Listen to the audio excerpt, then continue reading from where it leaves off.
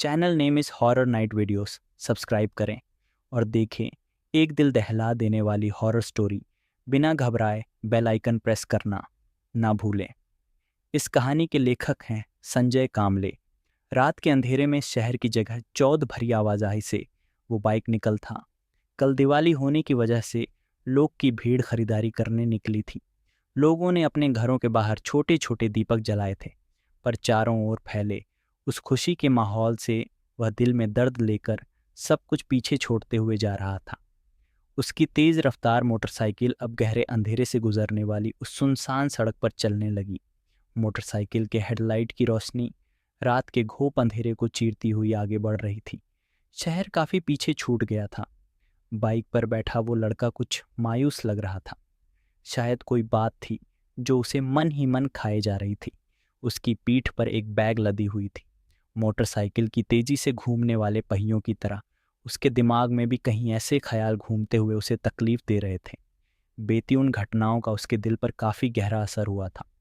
अपने घर में बेड पर बेहोश पड़ी अंकिता को देखकर डॉक्टर ने कहा, देखिए, उसके सारे रिपोर्ट्स नॉर्मल हैं, फिर भी उसकी तकलीफ कम नहीं हो रही है।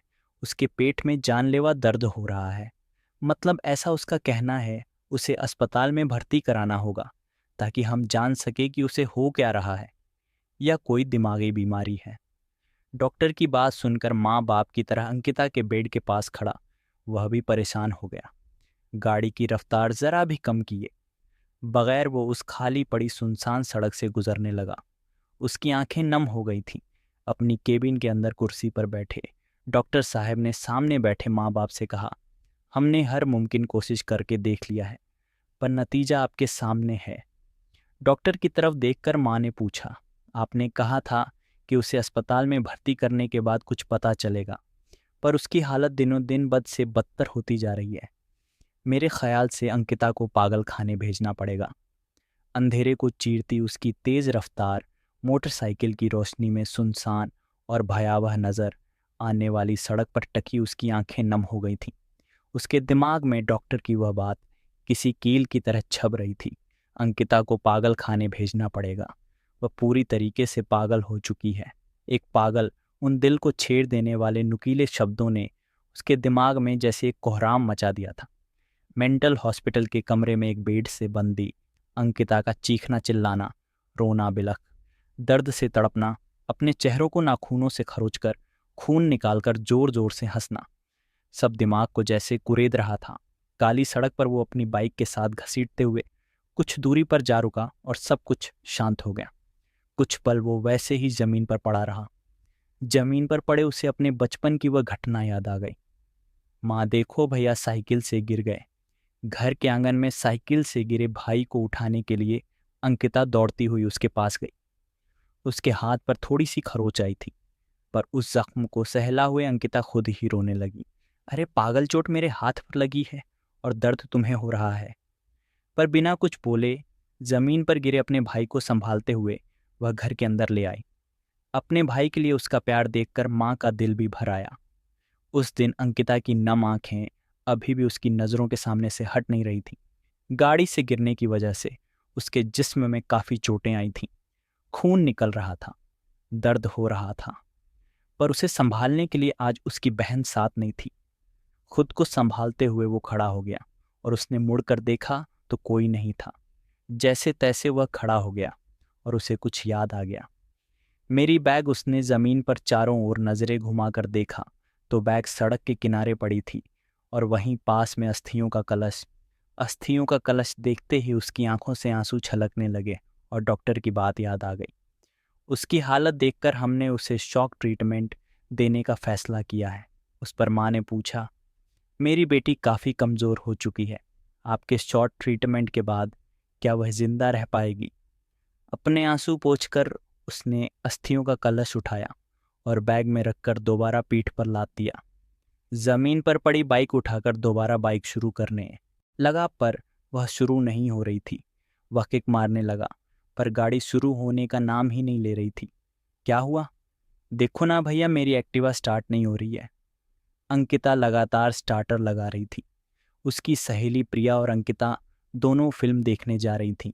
अपनी बहन के सिर पर हाथ रखते हुए उसने कहा, अरे पापा, परी कभी इस माँ के मगरमच्छ का भी सुन लिया कर। कंपनी ने इस गाड़ी में किक भी दिया है।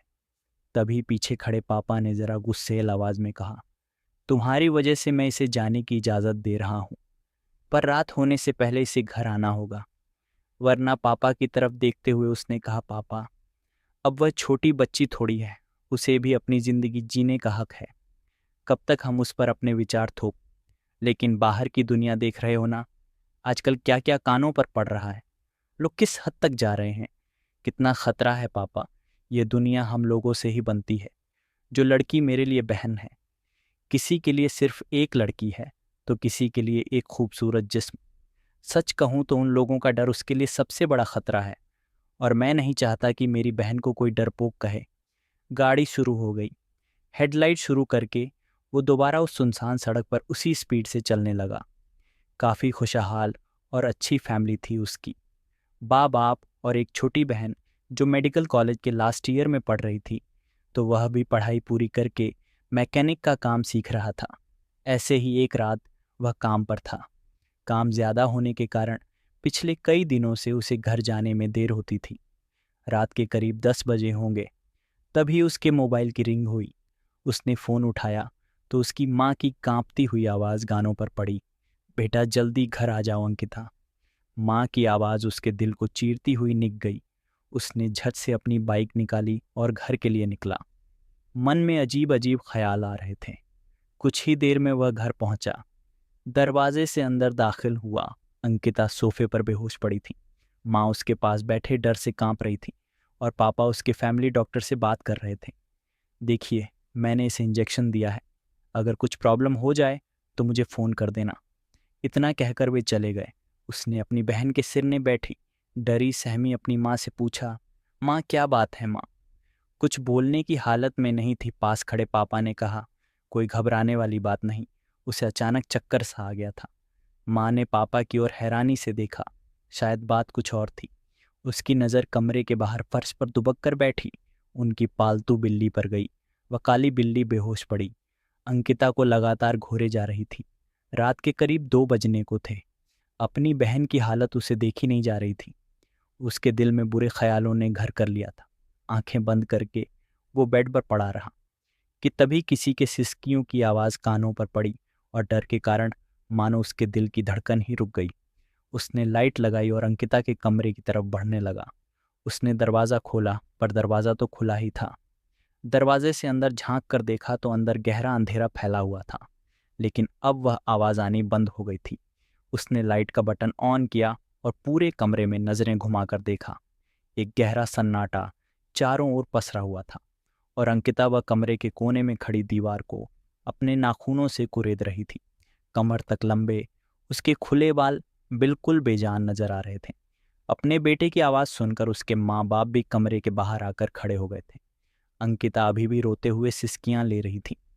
खुद को संभालते हुए उसने अपनी बहन को आवाज़ दी, अंकिता क्या हुआ? पर वो बिना जवाब दिए उसी तरह दीवार को नाखूनों से कुरेद रही थी। वह एक एक कदम बढ़ाते हुए अंकिता के पास पहुंच गया और उसके कंधे पर हाथ रखकर बोला, अंकिता क्या हुआ? रो क्यों रही हो? अपने भाई की आवाज़ सुनकर अंकिता ने नम आंखों से मुड़कर देखा। उसके मुंह पर खून लगा था। आंखों के नीचे के बने काले गहरे सूखा चेहरा, बेजान बिखरे बाल। उसकी हालत देखकर लग रहा था जैसे वो कहीं महीनों से किसी जर्जर बीमारी से जूझ रही है, और रोते हुए अपने भाई के आगे हाथ जोड़कर बोली, मैंने कुछ गलत नहीं किया, मैं मरना नहीं चाहती। इतना कहकर वो एकदम से बेहोश होकर जमीन पर गिर पड़ी। उसके हाथ की उंगलियों को उसने अपने दांतों से काटकर खून निकाला था। तभी दीवार पर नजर गई और वो सन्ना रह गया। उस पर खून से लिखा था, मुझे बचा हंसी। संगीत लो। यह कहानी आपको अच्छी लगी हो तो हमें सब्सक्राइब करें। हमारा चैनल नाम हॉरर नाइट वीडियोस